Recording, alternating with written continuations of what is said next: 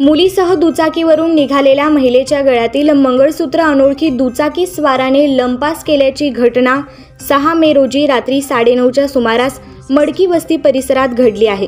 दुसरीकडे शांती चौकातून अक्कलकोट रोडवरील महालक्ष्मी मंदिराकडे निघालेल्या महिलेच्या गळ्यातील 3 तोळ्याचे गंठण देखील दुचाकी स्वाराने हिसकावले आहे। दोन्ही घटनांमधील संशयित एकच आहेत, पण त्यांनी वाटेत कपडे बदलले असावेत असा पोलिसांचा अंदाज आहे। 6 मे रोजी रात्री 9:30च्या सुमारास रुपाली संतोष अहिरसंग वय 41 राहणार डांगेनगर बाळे या मुलीला घेऊन दुचाकीवरून घराकडे निघाल्या होत्या।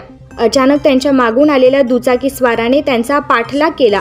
त्या दुचाकी स्वाराने आमच्या गाडीजवळ आल्यावर वेग कमी केला। काही समजण्यापूर्वीच त्या दुचाकीवर मागे बसलेल्या एकाने गळ्यात हात घालून 40,000 रुपयांचे मंगळसूत्र जबरीने हिसकावले।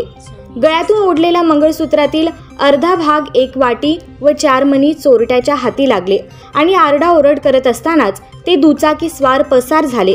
घटनेची माहिती मिळताच फौजदार चावडी पोलीस ठाण्याचे अधिकारी अंमलदार त्या ठिकाणी आले, पण पोलिसांना त्या अनोळखी दुचाकी स्वारांचा शोध लागला नाही। चेन स्नॅचिंग करणाऱ्या दुचाकी स्वारापैकी गाडी चालवणाऱ्याने तोंडाला मास्क लावला होता।